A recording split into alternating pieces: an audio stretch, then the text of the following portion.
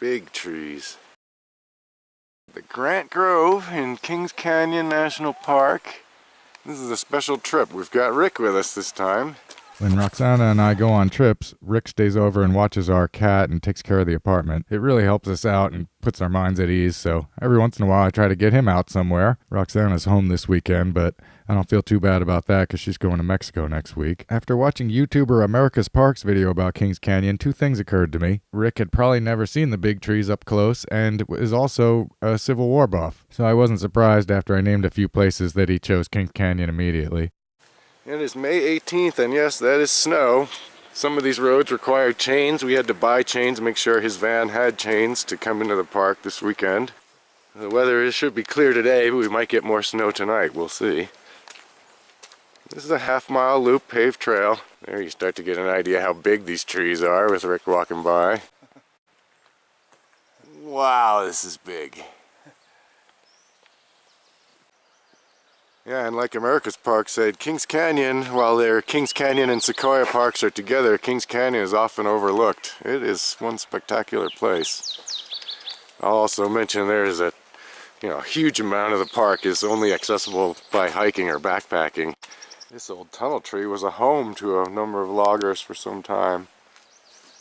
Oh, this is so nice.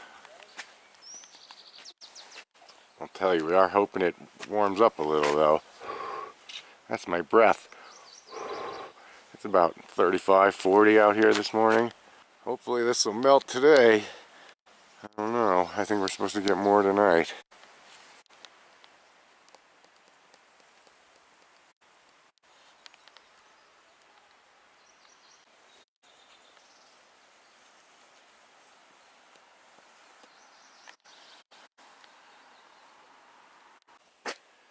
Another giant.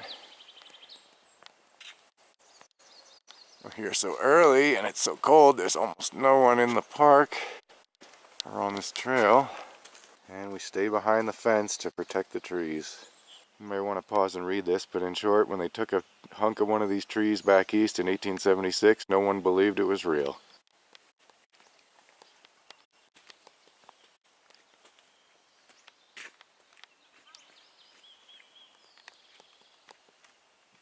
General Grant, the nation's Christmas tree and the third largest tree. The second largest tree is a coastal redwood, and the General Sherman tree is actually the biggest tree.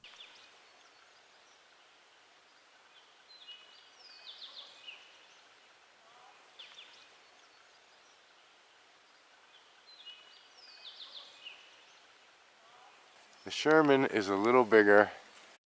They figured out after the fact, after having named them both, but not by much. Yeah, the branches. That's one of the big differences between a sequoia and a redwood. These monster branches. It also has different type of leaves. With softer bark. They only grow on the western slopes of the Sierras, the sequoias, and this massive diameter. And that massive diameter continues.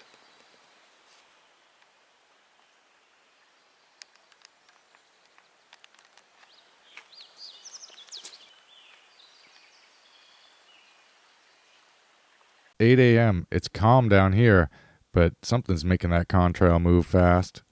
What I should have guessed is the low pressure to the west of us is sucking all the air out towards the storm. We're going to be in for some weather later."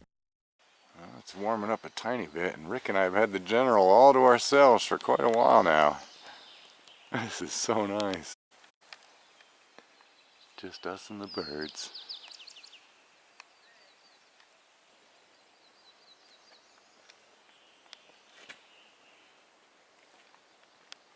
Third largest tree.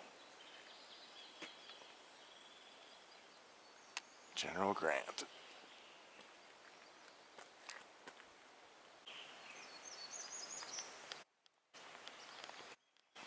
The Tennessee tree. It looks like the base is completely hollow. This is what you would call a dense grove of sequoias. For various reasons, these massive trees grow fairly spread out, so you'll only see several per grove. There might be 50 in a large area, but this Grant Grove has a fairly high concentration, far more than we'll see in the Sherman Grove in a few minutes here. And if you want to see some coastal redwoods, I'll have a link in the description and at the end of the video so you can see the Muir Woods Coastal Redwood Grove and see the difference. There we go slow in the park. Yep.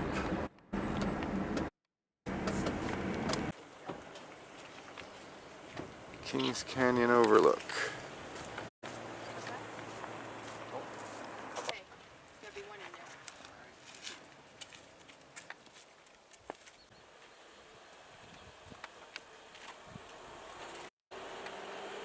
Now we're taking General's Highway to Sequoia National Park to visit the Sherman Grove and the General Sherman tree.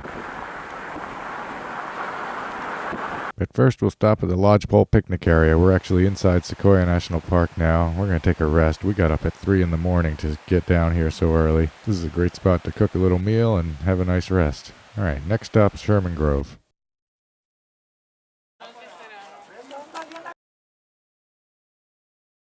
General Sherman, the biggest tree.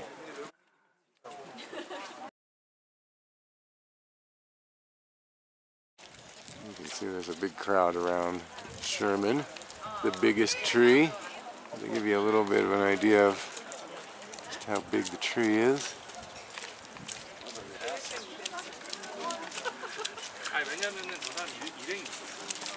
일행 먼저 보내더라고. 여자만 남기고. 왜 저러나 그랬더니 저기죠.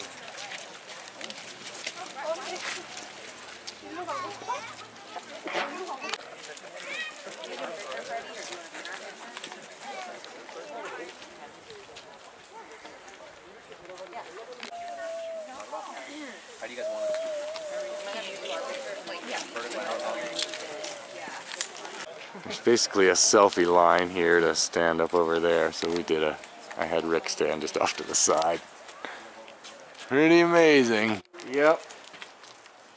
And here we're leaning back in the little, they got this so you can be far enough back to get the whole tree. Unbelievable.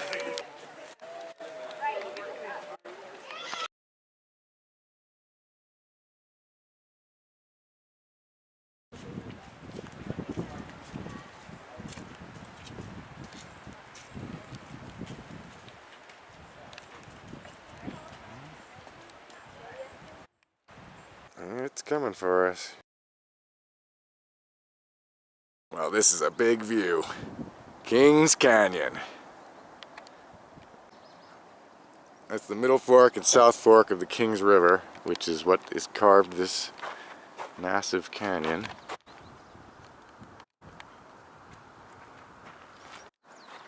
Look at how deep that is.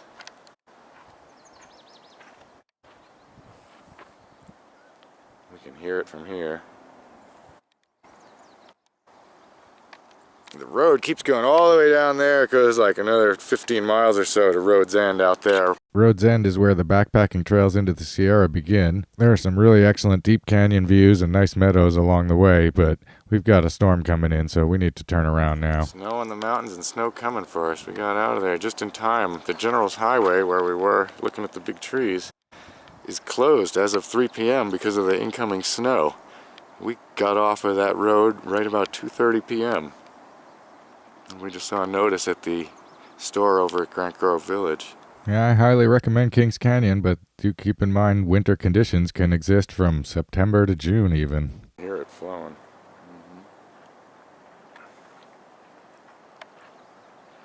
There's a confluence right there. Well, we've had a great day in the park, but the adventure's not quite over yet because the storm is about to hit us. It's not a big storm, but it'll be enough to make things interesting. We better head to the campground.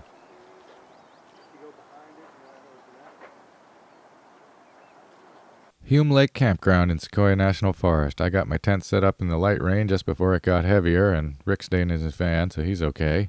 Now let's go take a quick look at the lake. Now we're taking a look around, and what's interesting is rather than being a reservoir, this lake was part of a log flume. You can pause here if you want to read more. Basically, this is where they held the logs, and then they sent them 72 miles downriver.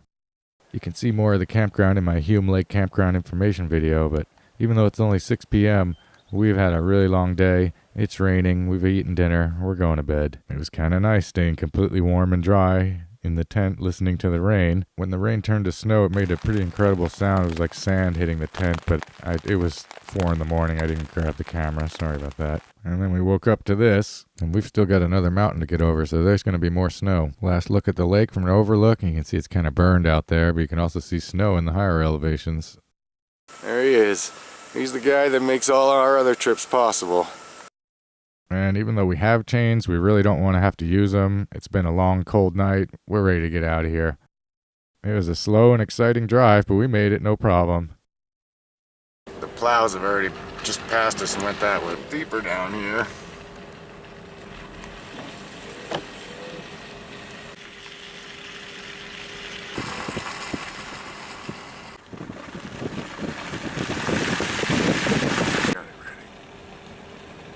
Ah, made it off of the slush.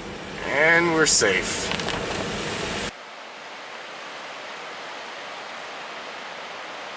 We got going so early we didn't even have breakfast, so we stopped roadside, a little pull out here.